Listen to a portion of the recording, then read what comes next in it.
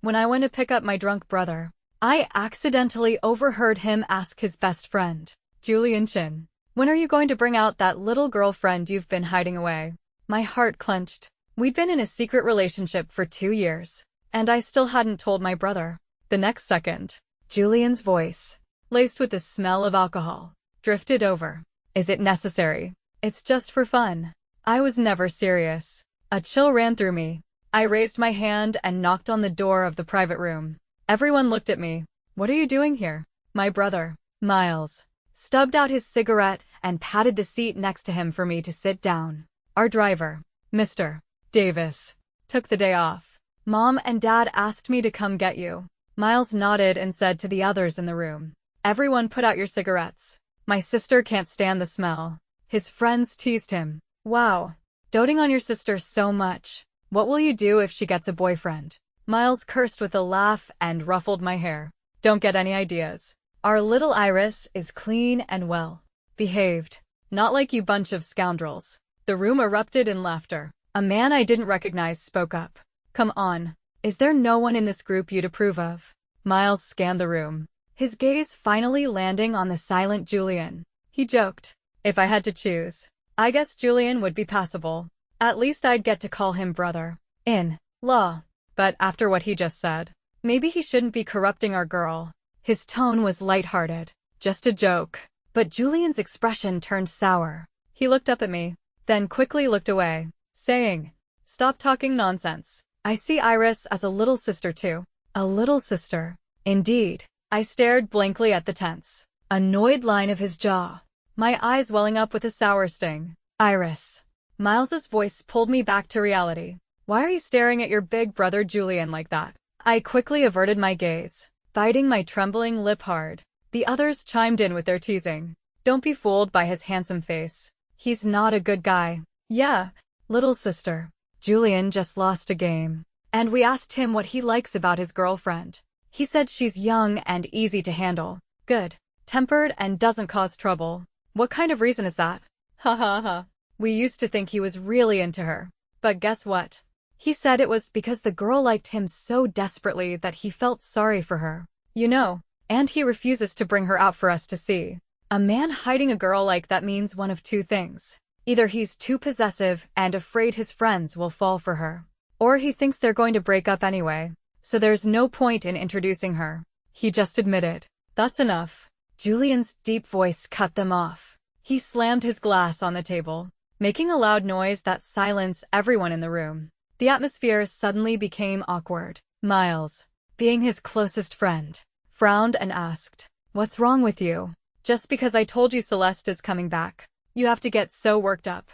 My heart skipped a beat. Celeste was coming back. Julian lit another cigarette in frustration. After a few puffs, as if remembering I was there, he glanced at me and tossed it into the ice bucket. "Why bring her up?" Miles spoke like a seasoned veteran, smiling. "Stop pretending. If you don't like that little girlfriend you're hiding, it's because you still have Celeste in your heart, isn't it?" Everyone knew he had a secret girlfriend, but no one knew it was me. When he was out with friends, he would take a girl's calls, patiently reporting his whereabouts. No matter how busy he was with work, he never forgot to order flowers and buy gifts for her every week. Even Miles had once complained to me, "That kid Julian seems to be really serious about some girl." My face remained calm, but inside, I was as sweet as honey. For 2 years, he had been thoughtful and romantic, leaving me no room for complaint. The only flaw was his insistence on keeping our relationship a secret. He said if Miles found out his best friend was dating his sister, the overprotective brother would go ballistic. I believed him completely, until I heard his words with my own ears just now. "Just for fun. No need to bring her out." I was completely flustered. My eyes stung so badly that tears were about to fall.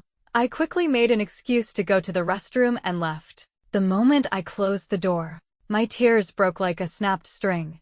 Thankfully, the bar was loud enough that no one could hear my stifled sobs. My phone beeped. A message from Julian. "I'm waiting for you outside." It had only been 10 minutes since I arrived here. Full of joy. Now, I felt like I had been dragged into icy water, my body cold, my hands trembling uncontrollably. I hadn't had enough time to process everything. How could I accept that the person I thought I had a mutual connection with had never been serious about me? That being with me was just out of pity. That his heart had always belonged to someone else. My heart ached with 1,000 tiny pinpricks. I took a long time to compose myself.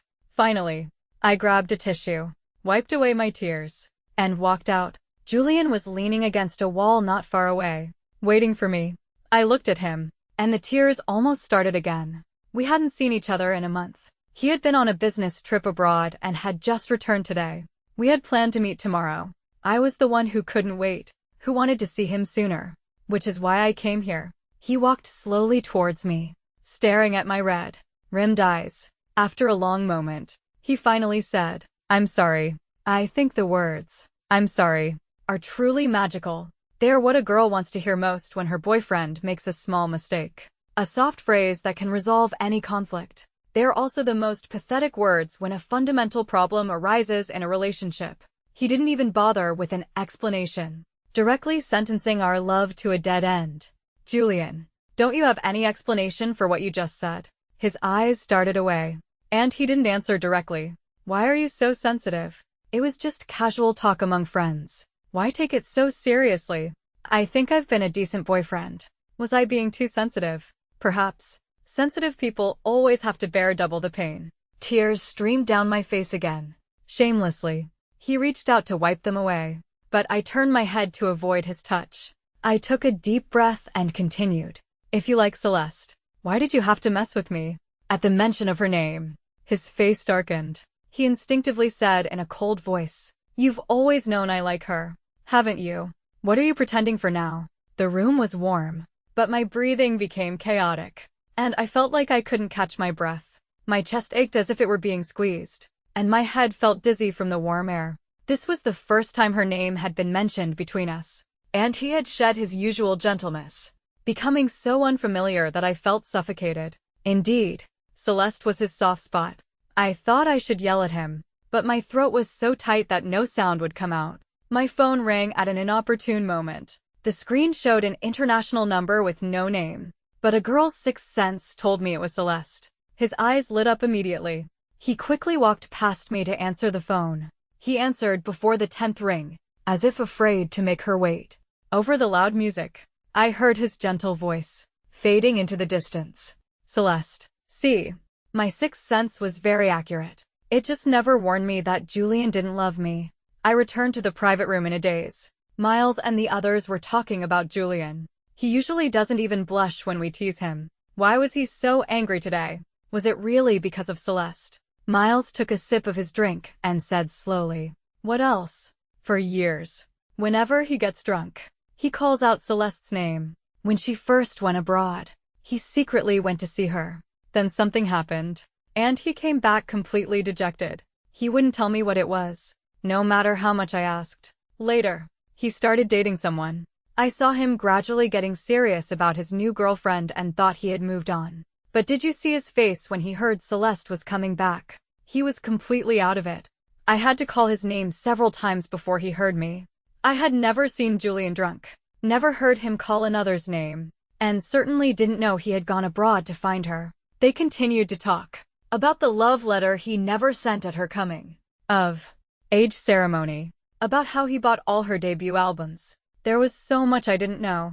I listened blankly as they praised how discreetly he loved, how admirable his love was. I tried my best to keep my expression steady, but my nails dug fiercely into my palms. It was Owen, the playboy with the worst reputation, who tooted lightly, but his girlfriend is the pitiful one, wasting 2 years on him. I pretended to rub my eyes, wiping away the tears that had escaped. After they finished reminiscing, Miles turned to me. He dropped his playful tone and said seriously, "So, Iris, don't trust men." Julian was such a good guy. Even my brother almost believed it.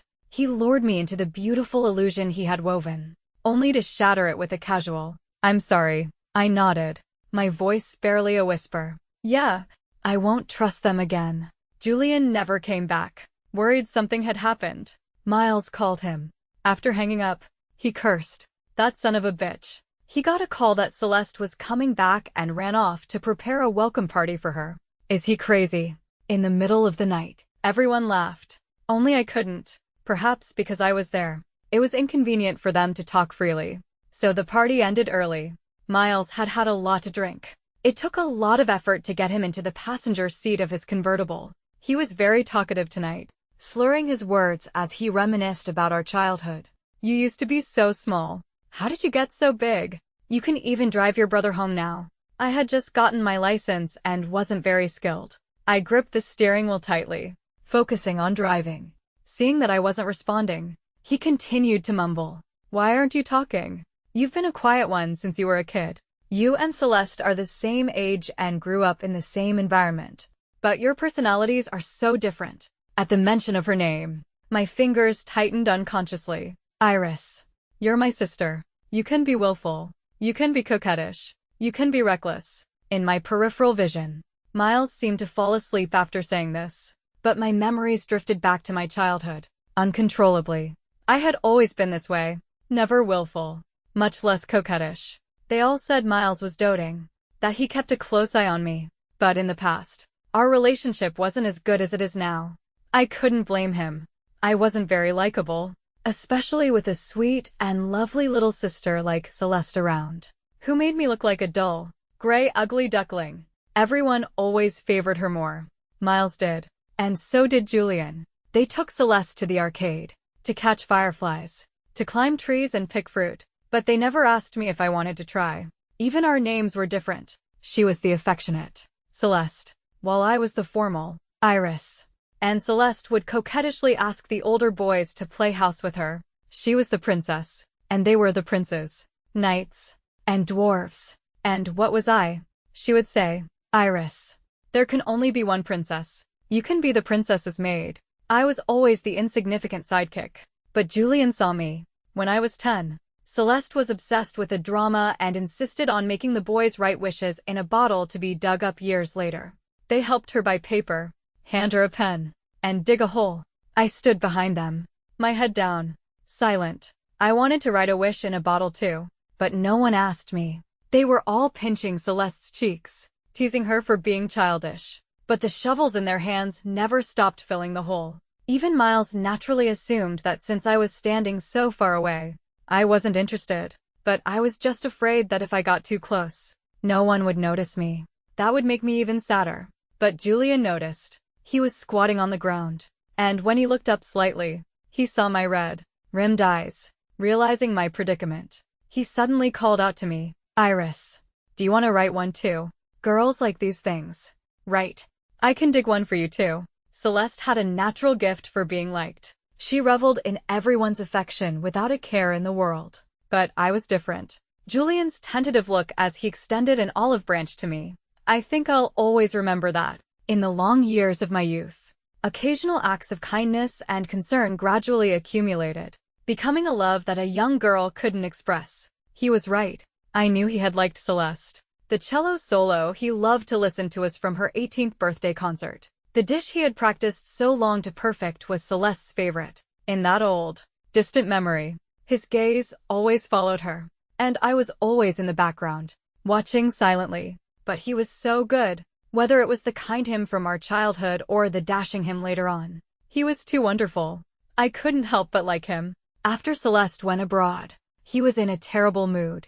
To comfort him, Miles often brought him to our house for dinner and games. I would use the excuse of bringing fruit, getting things, or asking for help with math problems to frequently go into Miles's room. And my interactions with him became more and more frequent. I gradually became greedy, praying that one day he might develop feelings for me over time. My piety moved the heavens. The way he looked at me gradually became gentle, until 2 years ago, when he asked me softly. His face flushed. Iris, do you want to give us a try? Suddenly, the gentle expression from my memory overlapped with the cold face from just now. You've always known I like her, haven't you? What are you pretending for now? My vision blurred. I wiped my eyes fiercely with the back of my hand. But by the time I could see clearly again, it was too late. I slammed into the back of the car in front of me. Lately, Miles has been ordering me around. Peel me some grapes, and get me a cup of tea. I do as I'm told, full of guilt. The car accident was minor for me, just a few scrapes. But he broke his forearm, wincing in pain and complaining to me. You're a menace on the road. You're Julian's student. Julian had been in a car accident. It was shortly after Celeste went abroad. He was heartbroken and crashed into a tree on the side of the road. He spent 2 months in the hospital recovering. Remembering what Miles had said yesterday, I asked casually, why did he get into a car accident back then? Miles waved his hand. But it was the one in a cast, looking a bit comical. Don't mention it. It was all for Celeste. He secretly went abroad to see her and came back like he'd lost his soul. Look at him. So worthless. He hasn't shown his face lately. I don't know what he's busy with. He didn't even come to see me after he heard I was in an accident. So Julian knew. But he hadn't even sent a message of concern. After that night, my chat history with Julian ended with that. I'm waiting for you outside. It seemed I wasn't even worthy of his concern. Seeing me with my head down, silent, Miles looked boredly at the hydrangeas on the coffee table. Hey, aren't these your favorite flowers? Why haven't you put them in a vase? Although Julian hadn't contacted me, the weekly flowers were still delivered to the house on time. I got up and threw them all in the trash. Miles was a bit confused. Why throw them out when they're still blooming so nicely? Actually, these flowers weren't my favorite kind. It was just because Julian sent them. So I was willing to trim them, water them, and take good care of them. But no matter how much care you give a flower that's been cut from its roots, it will always wither in a short time.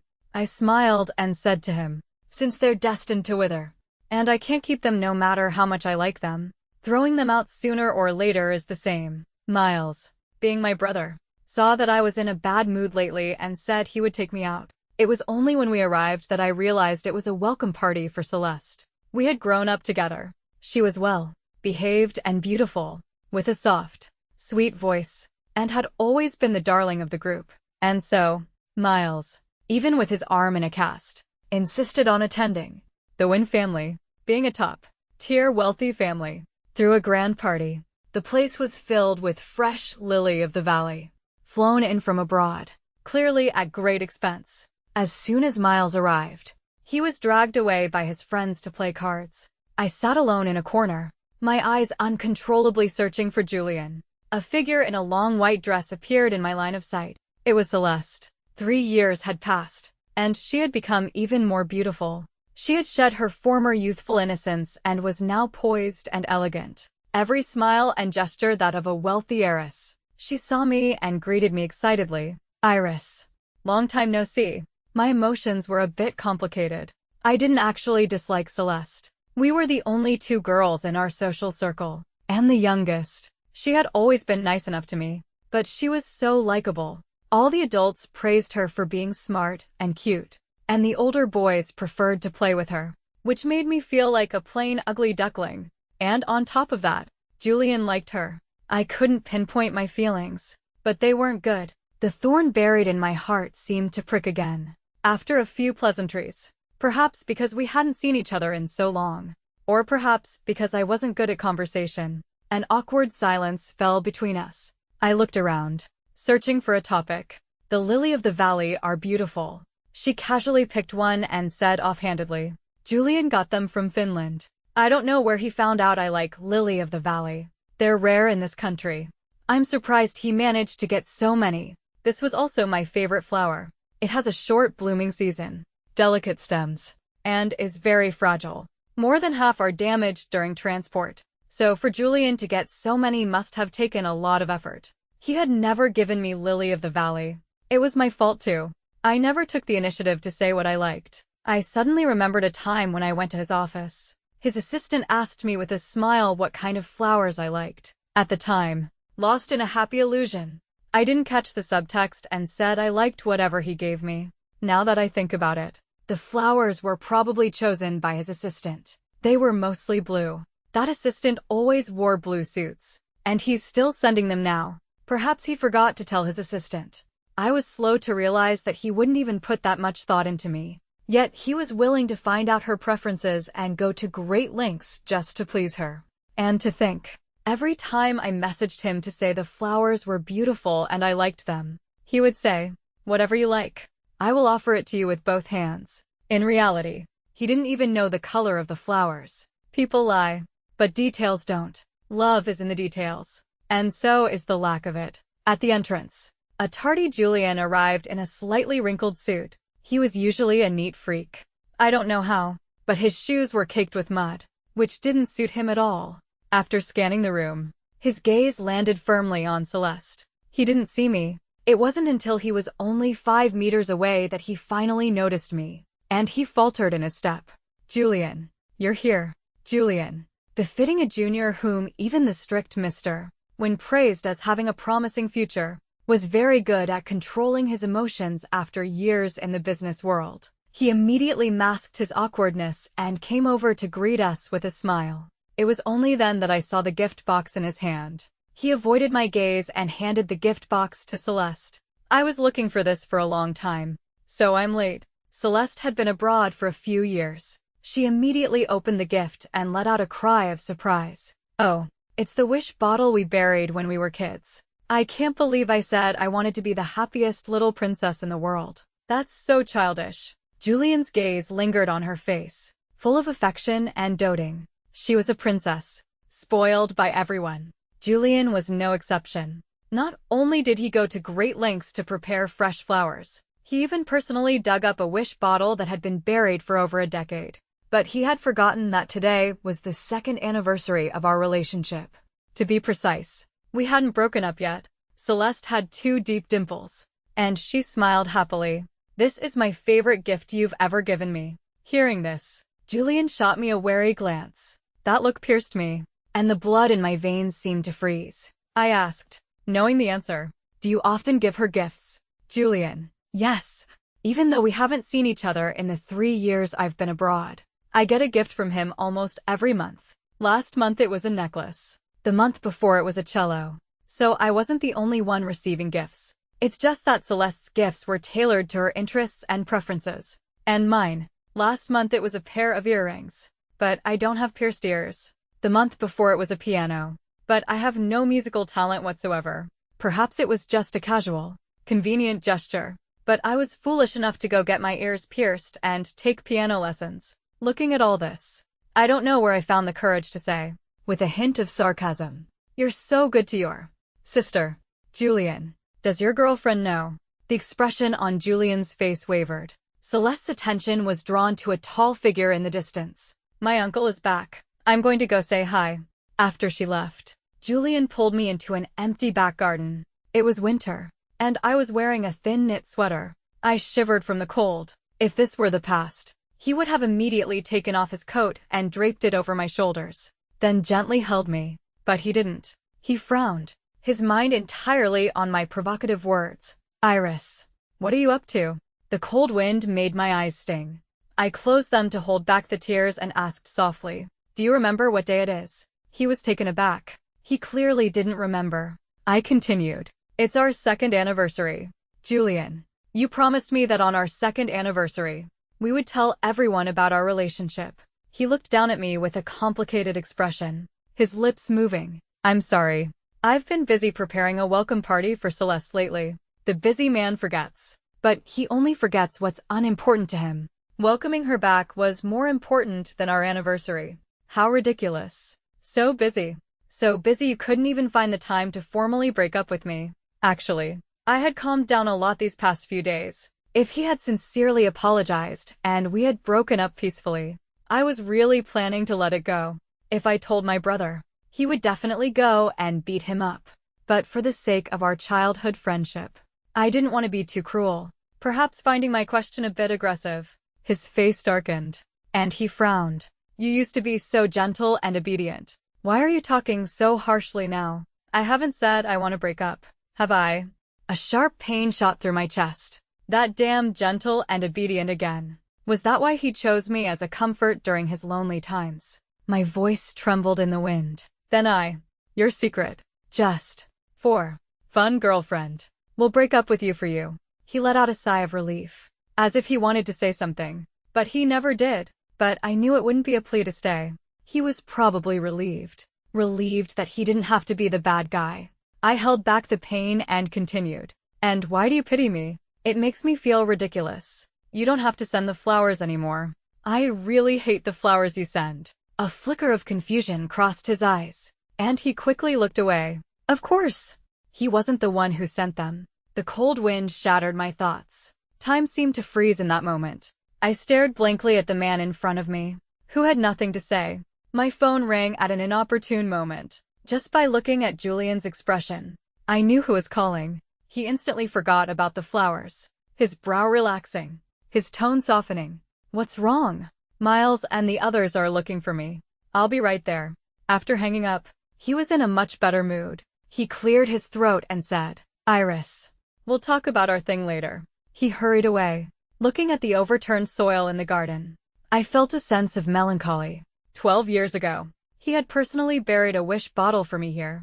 And just now, he had personally dug one up for Celeste. He was someone who would change his bedsheets every day, yet he didn't hesitate to get his hands dirty. But what about my wish bottle, buried on the other side? Did he still remember it? It seems I was a fool. His affection and gentleness made me foolishly believe that my secret love had come true.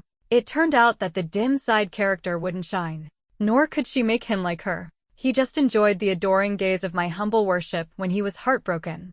Or perhaps it was pity, or a shared sense of empathy. In any case, it wasn't love. I slowly sank to the ground and sobbed. The villa was brightly lit, but the lights in the garden suddenly went out. No one could hear my cries, carried away by the cold wind.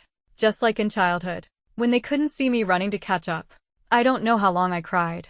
I cried until my voice was hoarse, until I suddenly heard Celeste's voice from a distance.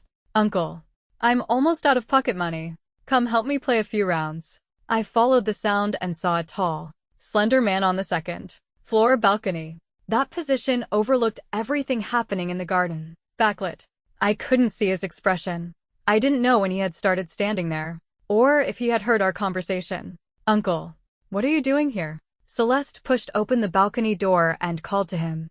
I wiped my face haphazardly, and just as I was about to find a place to hide, the man's voice came. "Don't come out. It's cold outside." "I'm coming now." He turned and, in the process, pushed the peeking Celeste back inside. Miles's call came at just the right time. "Where are you? Get something to eat and come up. Say hi to Uncle."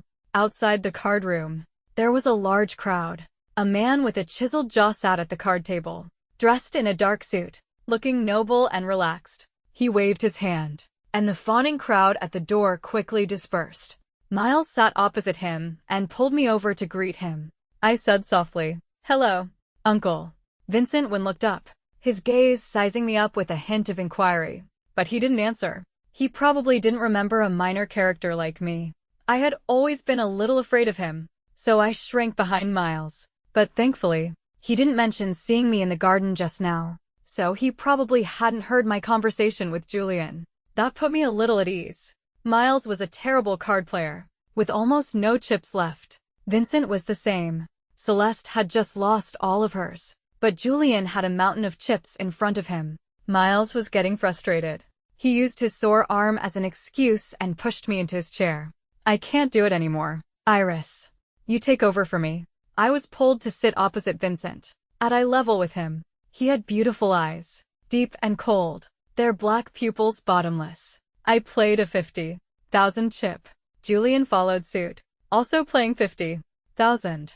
Vincent won, with a 4 and a 6, needing a 5. Julian said sheepishly, "Uncle, you didn't win with the last 5, but now you're taking mine." Vincent's thin lips curled, but the smile didn't reach his eyes. "Sorry. It was the last one." Julian pushed his tiles to show everyone. I specifically broke my hand to follow suit, just to avoid feeding your win.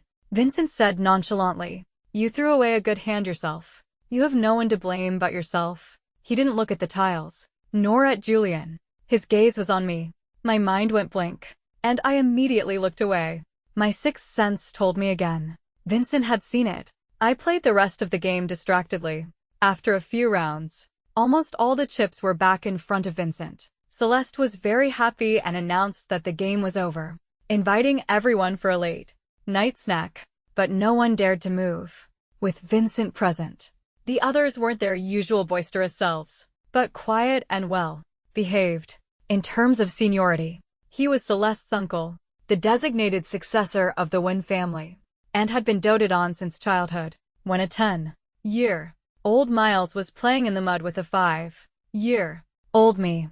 Vincent was sitting by the window, reading the financial news. He was 13 at the time. Even though he wasn't much older than us, he carried the future and hopes of the family on his shoulders and always seemed mature and composed. This led to all the children being afraid of him, respectfully calling him Uncle. If he didn't say stop, no one dared to get up. I stretched. The car accident had strained my back, and sitting for so long had made it sore. Vincent glanced at me discreetly and said softly, "Let's call it a night." At his words, Julian immediately laid down his tiles and eagerly responded to Celeste. "Are you hungry? What do you want to eat?" Miles chimed in. "Wow. So concerned about Celeste. Why don't you ask us what we want to eat?" Celeste's face turned red. She met Julian's gaze, and he smiled ambiguously. This was a treatment I had never received. He was so careful. In 2 years of dating, in front of our elders and my brother, he hadn't even dared to give me a look, let alone show his affection so openly. A wave of sadness washed over me again. I stared down at the card table, not daring to let anyone see my pained expression. Suddenly, a well-defined hand appeared in front of me. Vincent pushed all his chips towards me. I looked up at him in surprise and heard his deep, clear voice. "Pocket money. Consider it a meeting gift. Long time no see, Iris." He had ignored me when I greeted him earlier, but now he was taking the initiative to greet me out of the blue. And he gave me all the chips, which were worth at least $100,000. Everyone in the room was sharp.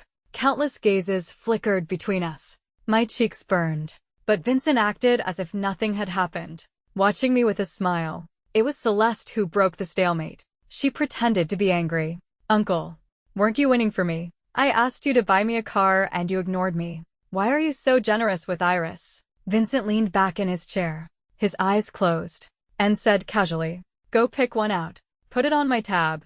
She cheered and, smiling, shook Julian's hand, asking him to go with her to look at cars tomorrow. But Julian didn't move, his hands hanging by his sides.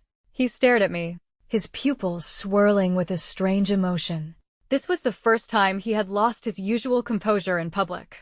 Uncle and Iris seemed to be very close. "Oh, Uncle still sees her as a child." Miles spoke up, trying to save me. Actually, I wasn't close to Vincent. Apart from the usual family visits and matters related to Celeste, we had had very little interaction growing up. I said drily, "Thank you, Uncle." Vincent ignored me, casually draping his suit jacket over his arm and walking out. The others immediately followed him. At the back of the crowd, Julian suddenly grabbed my wrist and asked in a very low, almost accusatory voice, "Why are you blushing at Vincent?"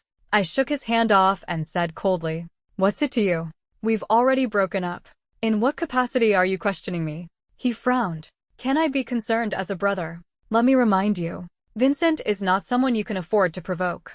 2 years of dating, holding hands, hugging, kissing. We had done everything but sleep together, and now he was reverting to the role of a brother. My own brother, Miles, was right in front of me. Did I need his concern? I took a deep breath, trying to control my voice. "My own brother hasn't said anything. What kind of brother are you?" Julian was taken aback, but his expression quickly returned to normal. "Stay away from him. And I hope you don't tell anyone about us." So that's what this was all about. He was afraid I would get too close to Vincent and tell him about our secret relationship, which would affect his pursuit of Vincent's niece. I looked at his evasive eyes and, for the first time in so many years, felt that I had been wronged. Relief gradually replaced sadness. At least I had only wasted 2 years on him. "Don't worry, I won't say anything. After all, I'm really a coward. We move in the same circles. Our parents are close. We see each other all the time. My brother considers him his closest friend. Telling would inevitably harm the harmony between our families." But before I could finish, his eyes burned with a new light, and he cut me off. "I knew you really liked me. If Celeste hadn't come back, I really would have considered being with you for good. But she's back, Iris. The reason I was with you in the first place was because of that love you had for me. I love Celeste just as you love me. You can understand me, right?" He looked at me with bright eyes, as if waiting for my affirmative answer. But I couldn't understand. How can you be in love with someone and still have the mind to date someone else? looking at his face. I suddenly didn't even want to accuse him anymore. Whatever you say. From now on, we go our separate ways. I left him and ran to catch up with Miles. Celeste, having eaten Western food for 3 years, was craving spicy Sichuan food in the middle of the night. Miles was on a restricted diet due to his injury, so we went home first. On the way, he suddenly asked me, "Are you very close with Uncle? The way he looks at you is a bit strange." I was taken aback, and then I remembered his tall figure on the balcony. Seeing that scene in the garden, like a childish love play, he probably found it a bit amusing. I shook my head. "You know I haven't spoken to him as much as you have." "That's true. Stay away from him." Why was everyone so afraid of Vincent? I was about to ask Miles, but his expression was so grave that I ultimately held my tongue. Back home, I logged into my social media account and scrolled through it from beginning to end. This was a private account I had created after I started dating Julian to document our relationship. When I wrote those words, I thought I was the happiest person in the world. But looking at them now, they just seemed ironic. Went to my brother's room to ask for help with homework today. I actually knew how to do it, but I just wanted to see him. He was so gentle. Even tucked a stray strand of hair behind my ear. I didn't hear a single word of the explanation. He asked me if I wanted to give it a try. Of course I do. I thought I was going to have a secret crush for a lifetime, but I never thought I'd see the day. Called him at night. It was a bit noisy on his end, and I even heard my brother's voice, saying something about what woman's call he was taking during a guy's night. He laughed and told him to get lost, then wished me goodnight so gently. I'm dying. He sent so many flowers. They're not my favorite lily of the valley, but I'm going to take good care of them. I like whatever he sends. He said we'll go public on our 2nd anniversary. I wanted to make a video to commemorate it, but when I looked, we don't even have a single photo together. He said he doesn't like taking pictures. Now that I think about it, he was probably afraid of leaving evidence of our relationship. After reading it, I deleted the account. A bowl of undercooked rice. I had swallowed it over and over, but finally, I was willing to spit it out. The car I had crashed hadn't been repaired yet, although it was still drivable. The paint was badly scratched. I chose a nice day to take it to the dealership.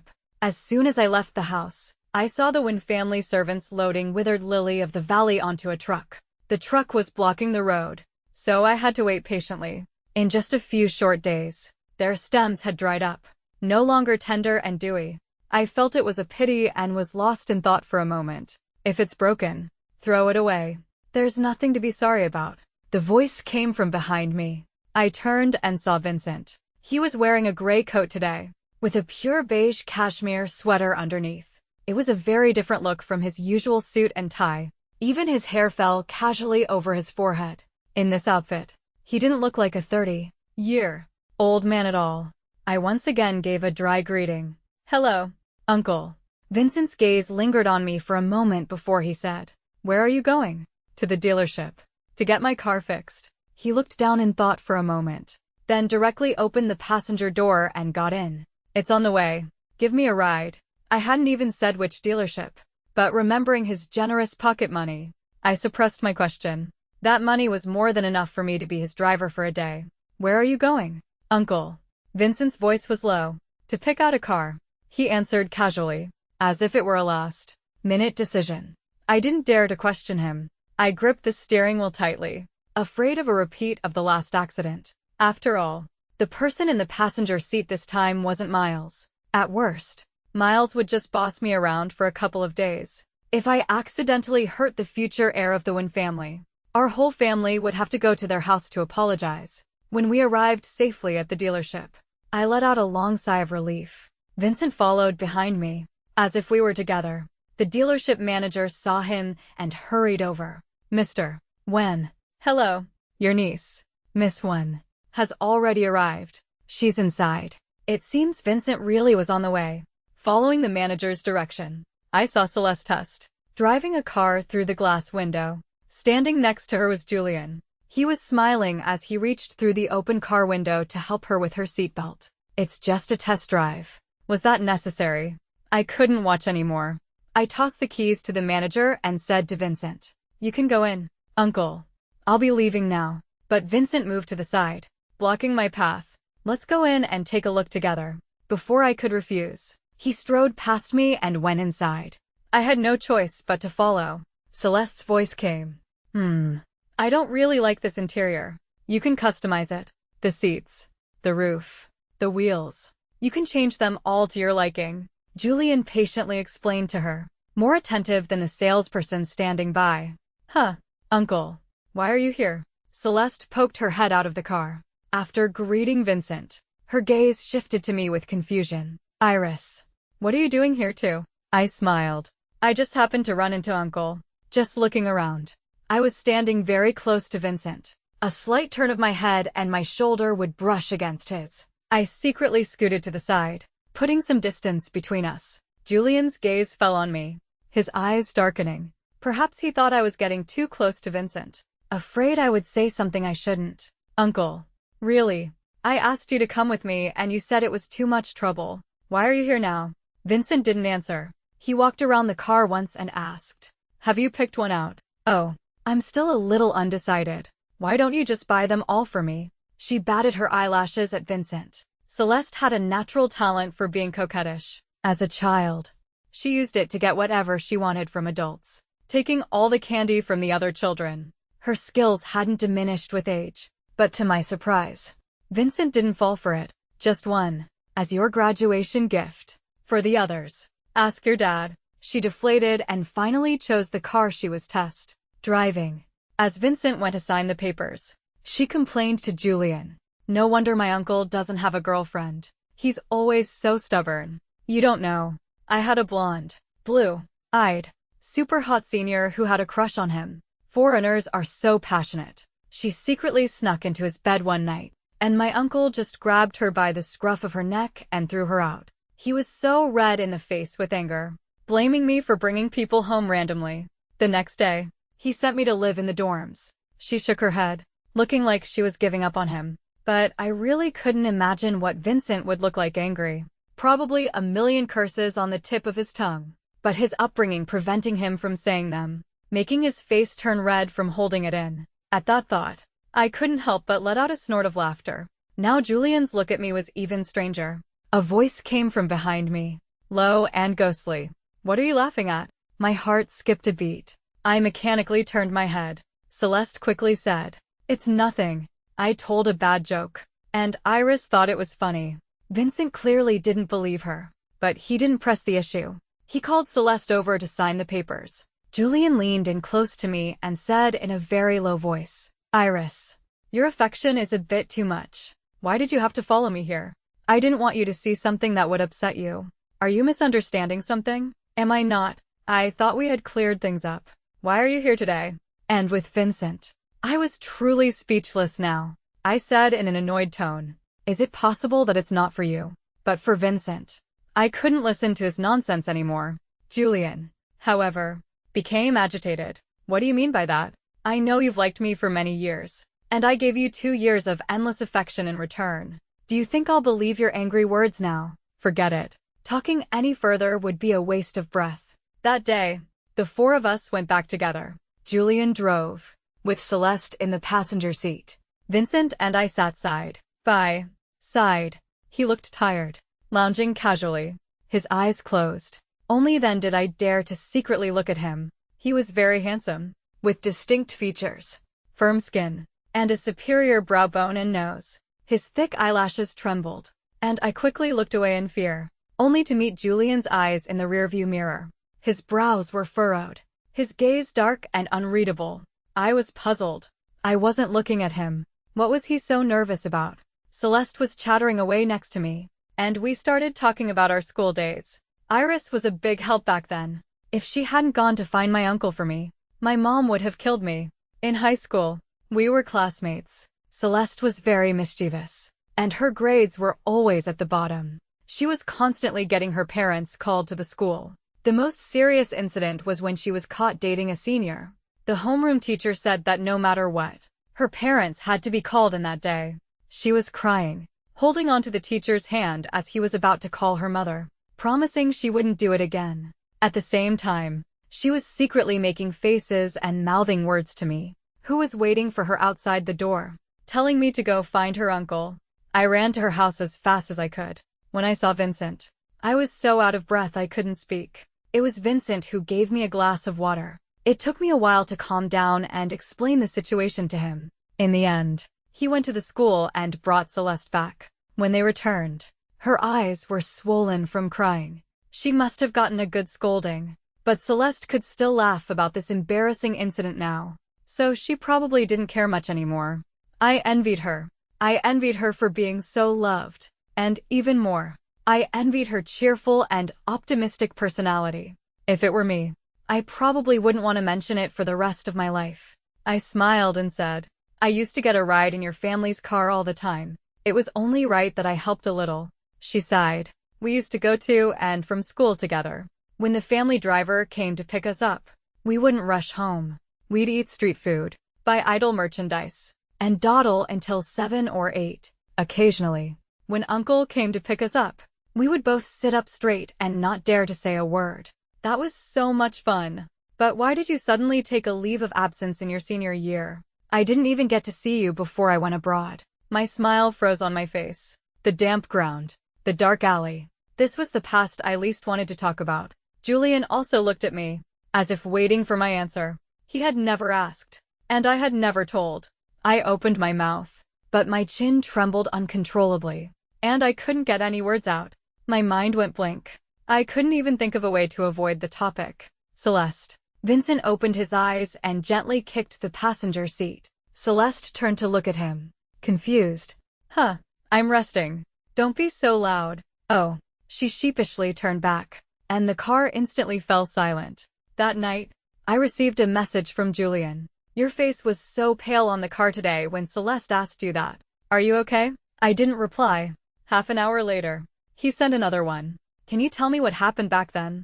I'm a little worried. I blocked him and buried my head in my soft pillow. Just then, Miles knocked on my door. He came in and placed a glass of warm milk on my nightstand. I heard from Mom and Dad that you're planning to move out after the new year. I would be in the second semester of my junior year after the new year. I had found an internship that was far from home, so it wasn't convenient to commute. I nodded. Miles's expression became solemn. He hesitated, then let out a sigh. Forget it. You're grown up. I'll take care of the arrangements at your internship company and help you find a place with good security. You have to be careful. I know. You're so naggy. He ruffled my hair and called me ungrateful, but his eyes were full of deep concern. The milk didn't help me sleep. I had nightmares all night and cried my pillow wet. The new year was approaching. On New Year's Eve, I was curled up on the sofa, watching the boring New Year's gala. Miles pulled me up, saying he wanted to take me to set off fireworks. Fireworks were strictly forbidden in our residential area, but on a festive day like this, the management wasn't so strict. Last year, I had watched a grand fireworks display. We walked all the way to the artificial lake in the community. A large group of people had already gathered. Celeste, you're a grown-up now. Why are you still bossing the boys around like when you were a kid? Celeste giggled, her eyes sparkling in the moonlight. Isn't watching fireworks with me better than watching the New Year's gala? She rubbed her hands together, looking a little cold. Julian smiled and took off his scarf. Just as he was about to put it around her neck, he caught a glimpse of Miles and me, and his hands froze. This scene was so familiar. At this time last year, Julian had sent me a message, asking me to meet him secretly by the lake. He had wrapped a scarf around my neck and put on my gloves, and we had watched the carefully prepared fireworks together. He had said, year after year, may it always be like today. What a? May it always be like today. The wind stung my face. I tried to shrink into my sweater collar.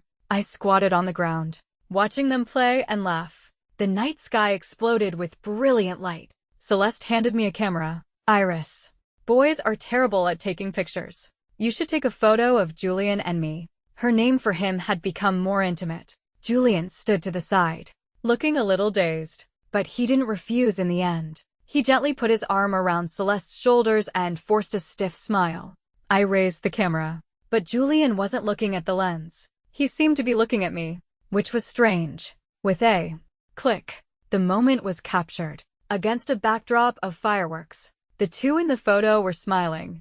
In 2 years, Julian and I had never taken a single photo together, but I had personally taken a photo of him with someone else. In the corner of the photo, Vincent's profile was visible. Only then did I realize he was there too, just standing a bit far away, like an elder watching children play, an observer who wasn't participating. Celeste was very satisfied with the photo. After taking a few more, she called everyone over for a group photo. Miles wanted to take the camera for me so I could be in the picture, but I looked at his arm in a cast and shook my head. I wasn't a big fan of taking pictures anyway, and I certainly didn't want to be in the same frame as Julian. Vincent was pulled to the center. He stood casually, squinting at me. Before the shutter was pressed, he suddenly called out to me, "Iris, come here." I was holding the camera, a little confused. If I was in the picture, who would take it? Someone with quick wits came forward and took the camera from my hand. "I'll take it. I'll take it. Go on. Get in there." I consciously stood at the very edge of the group, burying my head deeper into my collar. But Vincent turned and called to me, "Come here." I was pushed by others to his side. On the other side stood Celeste, and Julian was behind us. I could feel his burning gaze on my back. Ready? 3, 2, 1. The moment the shutter was pressed, Vincent put his arm around my shoulders. He said, "Happy New Year, Iris." That photo was really comical. When I looked at it years later, everyone's expression was priceless. I was very close to Vincent, my mouth agape in surprise. The usually stoic Vincent, however, had the corners of his eyes lifted, a boyish, teasing smile on his face. And behind us, Julian was staring at the hand on my shoulder, his face contorted. Of course, that's how I remember his expression. In reality, his face in that photo had long been scratched out by Vincent. I suspected Vincent did it on purpose, because the moment after the photo was taken, he let go of me and looked at Julian's expression. A man as cool and noble as him was probably full of mischief. A million possibilities flashed through my mind. The final conclusion was that he was testing Julian. He might have seen what happened that night, but he hadn't heard my conversation with Julian. So now he was probably using his interaction with me to probe Julian's relationship with me, to vet him for his little niece. The card game, the dealership. It was all him. Thinking about this, I felt that Miles was right. I should stay away from him. I really couldn't afford to provoke a man with such a deep and unfathomable mind. But even if I couldn't provoke him, daily interactions were unavoidable. On the first day of the new year, my parents dragged Miles and me out of bed early to visit the Wynn family. Old Mr. Wen, over 70 but still in high spirits, gave me a big red envelope with a cheerful laugh. I quickly tried to refuse, but Celeste took my hand and said, "Take it. It's not much." She handed me the developed photos. "Look at the group photo from last night. Your expression is so funny." In the photo, Vincent's smile made my breath catch. I subconsciously looked at him, who was on the phone outside the French windows. His back view exuded a sense of pride and detachment, as if he were unapproachable. I even thought I was hallucinating. How could Vincent smile so happily? Old Mr. Wen looked at us with a kind smile. "So that's where you were running around last night. Come, let Grandpa see too." I respectfully handed him the photo. Old Mr. Wen adjusted his reading glasses, and in the next second, the smile froze on his face. But he quickly looked at me with a gentle gaze again and said to my parents, "The children have grown up so fast. There are only 2 girls in the younger generation. Iris is so sensible and considerate. I'm very fond of her. It's a pity I only have this disobedient girl. Celeste, you're too kind. Vincent isn't married yet. When he gets married, you'll have grandchildren to dote on." Old Mr. Wen waved his hand. "Vincent is even more worrisome. He's 30 and has never brought a girl home. Let's not talk about it." He changed the subject. "I really like your Iris. She's the same age as Celeste and they've always been close. Why don't I adopt her as my god-granddaughter? So our families can be even closer in the future." At these words, my parents were flattered and quickly agreed. To have you as her godfather is a great blessing for Iris. Being related to the Wen family meant not only closer daily interactions, but also unimaginable benefits. Old Mr. Wen pulled me closer and had someone bring a pair of bracelets. "If you're my god-granddaughter, then this red envelope isn't enough. These are a pair of bracelets left by her grandmother. You and Celeste can each have one. Come visit Grandpa more often in the future." Normally, Only young children are adopted as God relatives. I was already a grown-up. I couldn't understand what old Mr. One was up to. I could only look to my parents for guidance. They gave me a look, telling me to quickly agree. My mind was a bit muddled, but I still obediently thanked him and called him Grandpa. Vincent had just finished his call and came in. Vincent, old Mr. When called to him, I've adopted Iris as my God-granddaughter. From now on, when she calls you Uncle, she means it. You have to treat her like a real niece, just like Celeste. Vincent stopped in his tracks, his gaze as cold as black jade. When he spoke, his voice had lost its composure. Dad, old Mr. Wen's face also darkened. He said coldly, it's settled. Don't forget your place. Come over and give your nieces a red envelope. But Vincent turned and went upstairs, leaving behind a, sorry, I still have work to do. The atmosphere was strange. Celeste immediately cuddled up to old Mr. Wen, coaxing him until his face went from cloudy to clear. But my mind was in a mess. Vincent probably disliked me. He wasn't even willing to acknowledge me as his niece. The elders were chatting downstairs. Celeste pulled me upstairs to help her choose an outfit. I'm going out with Julian tomorrow. Which outfit do you think I should wear? She had a shy look on her face. It seemed things were progressing with Julian. Actually, I didn't feel any pain anymore, but there was still a thorn in my heart. If they were in love and destined to be together, why had Julian wasted 2 years of my life? I thought for a long time and asked the question, do you like him? Her expression froze for a moment. Then she smiled and said, he's very good to me, and he's a good match for me. This didn't sound like something Celeste would say. Since she was a child, everything she wore and used had to be her absolute favorite. She never settled. As a childhood friend, even if we weren't that close, I hoped she would think clearly about her feelings. If you like each other, why weren't you together before? She didn't speak, but her gaze shifted to a photo on her nightstand. In the photo, under the heavy snow of Manchester, Celeste was wrapped in a man's arms. The man looked familiar, but I couldn't remember who he was. Her eyes gradually reddened, and her hands, clutching her clothes, tightened.